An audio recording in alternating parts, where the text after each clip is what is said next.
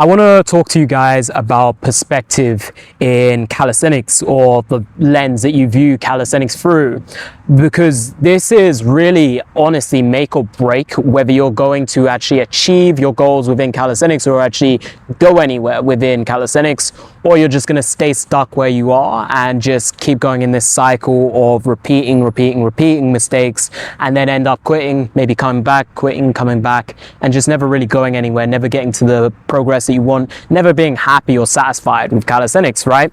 So obviously we want to be that achiever, that person that achieves constantly, refreshes, keeps going forwards, right? And I'm going to demonstrate the differences between these two people.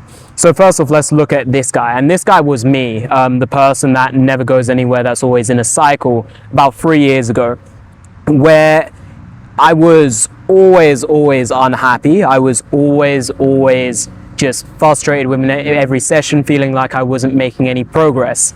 And I was always looking at the end result. I was always looking at the full planche presses, one arm handstand, always thinking about these cool skills that I would be able to do in the future, and then comparing it to where I was at the moment.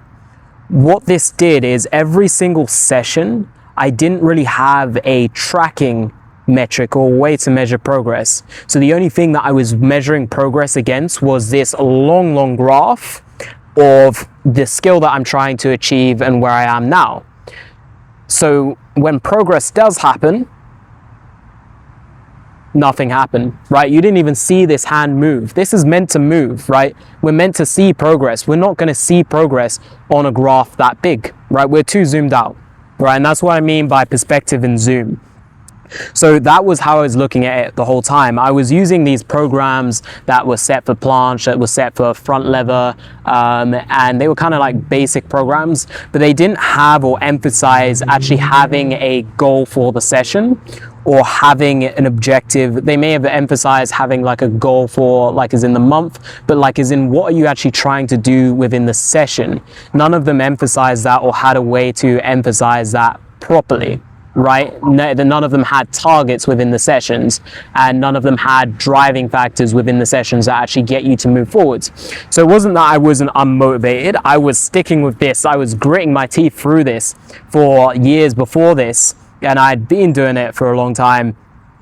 I was frustrated. I really wanted the goal. That there was no issue with me not having enough drive, motivation. It was all I was thinking about, but I was still quitting. Right?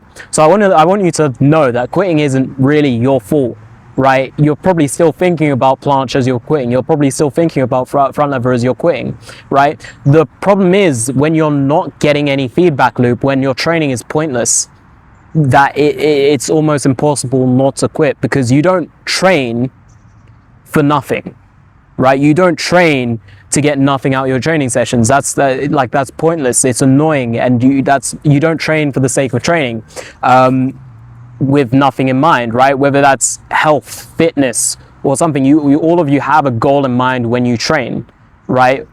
Whether it's the skill in calisthenics, right? We all have that learning or improving as the goal in mind.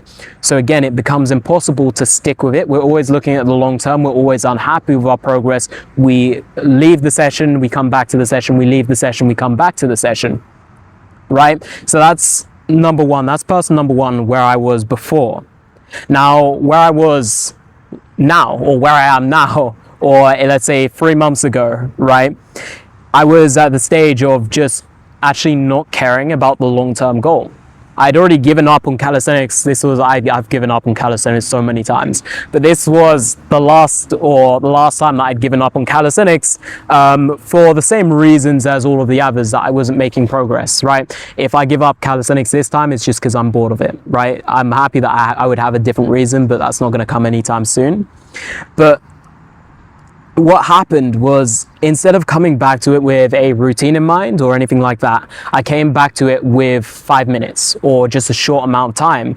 And I've talked about in my, I don't know if it's called Start with 5 Minutes video or something else, but I talked about how that builds it builds value within the session, because you can only do 5 minutes. It makes it valuable. It makes it like a commodity.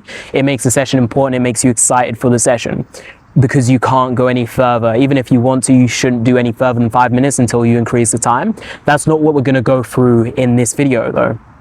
What we're going to go through in this video is how it gets you to stop looking at the long-term objective. It stops you from looking at the full planche or the full front lever. It stops you looking at those big goals, and because 5 minutes isn't going to get you anywhere, right? It's not going to make you huge leaps. So it almost forces you to just to not care, right?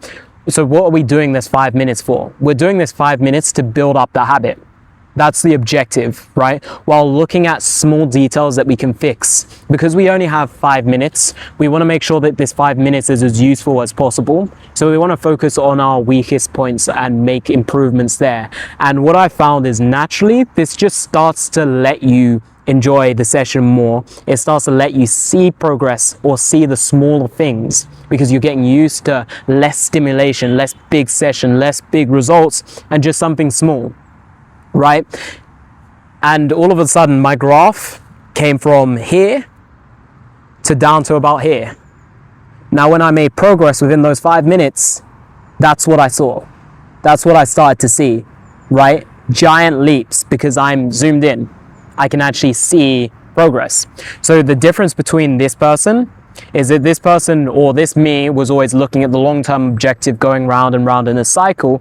This me was not looking at the long-term objective, looking at the short-term or within the session objective, looking at the goals within the session and making small little bits of progress and enjoying the progress or enjoying the results as they went.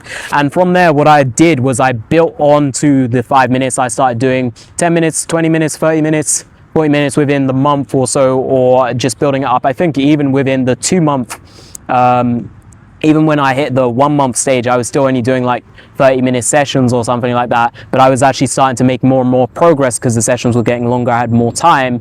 But because I'd learned to be efficient with my progress and I'd learned to only look at the short-term objectives and goals, that I actually started to see more. I started to get more out of my sessions. Till I was at this 3 month stage, it might be 4 month stage, I'm not too sure, where I'm able to full planche press. I can do about 4 full planche press on a max attempt. I can do, 8. I've reached my PR of 8 planche push-ups, right? I'm working on planche presses now, and then I'm going to move on to one arm planche. Again, normally this would be on a pedestal. Normally the one arm planche would be on a pedestal or like these different skills. I now know it's just a series of steps. I just need to focus on the small little steps in between. And that's what a program should actually be built out of the small little steps, the small little goals, not as like, oh, this is the end objective. We're going to do X, Y, Z to get there, because you don't really know how that's going to work out. So the program should be built as you go. Which person would you want to be, right? Would you want to be this person? Because we can see, if we take an outside perspective, that that person isn't going to make the progress that they want. Or would you want to be this person who is actually continuously making progress, making results, just because they start a little slower and then they build it up? They built up, so now that they know like that they are someone that's consistent, that they are someone that makes progress, that they're expecting that. They know how they train, they know their routine, and it's become part of them, rather than this guy who's trying to pretend or force themselves into being that person. So 2 different options you have there, right? 2 different routes.